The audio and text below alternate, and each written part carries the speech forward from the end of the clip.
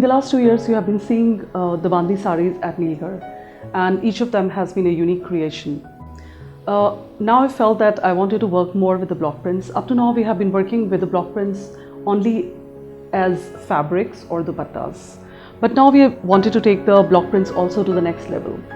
One of the most important reasons is that there is only one family left with whom we work who does this kind of unique discharge printing. To be able to encourage them and to have more people who will do this kind of block printing, I thought it was important to have more products.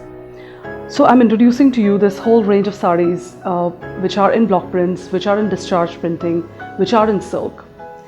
The most interesting part about these saris is that when I started working with these block printers, the first time I met them, they just had a pile of red saris, and all of these red saris were for the fisherman community. So basically they were making a small number of products for communities who lived around them.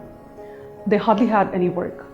Most of the work they did was for these communities. They would usually go around, try to sell them. But when I looked at those pieces, I felt they were so amazingly unique. Even though most of the blocks were 250 to 300 years old, they looked so contemporary. And maybe because they were so old, that is why they looked so contemporary. And I felt that I must do something about it. And that is how the whole journey started around 18 years back with this particular family of block printers.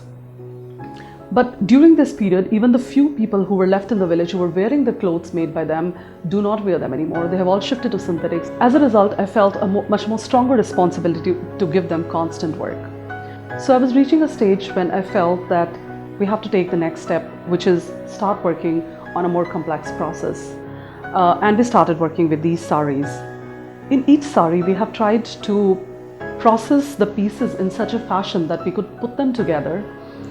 Even though they are very different, still they are very interesting together. The reason is that we want to encourage more and more block printers to continue to work with this technique. Summer is always a good time to experiment. So this summer we thought we will start working on these saris and represent them to you in this festive season.